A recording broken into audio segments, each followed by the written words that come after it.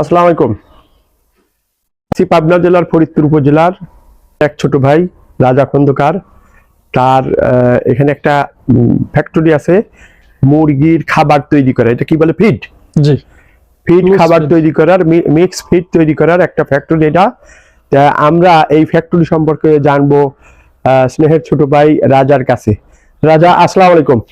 কেমন আছো তুমি? জি আলহামদুলিল্লাহ ভালো। অনেকদিন পরে তোমার সাথে দেখা, দিনকাল ভালো যাচ্ছে না? জি আলহামদুলিল্লাহ। আচ্ছা, তুমি যে এখানে একটা ফ্যাক্টরি দিছো এটা তো আমি জানতামই না। তোমার এই ফ্যাক্টরি কতদিন হলো দিছো? এটা 3 বছর পার হলো। এটা 3 বছর দিছো। এটা আসলে মূলত এটা কিভাবে তুমি এই মুরগির খাদ্য বা ফিড তৈরি করে একটু আমাদেরকে বলবে কি? আসলে আমি সর্বপ্রথম পোল্ট্রি ব্যবসার সাথে জড়িত। হ্যাঁ, আমার নিজের খামার আছে, দীর্ঘদিন হলো এই ব্যবসাটা করি।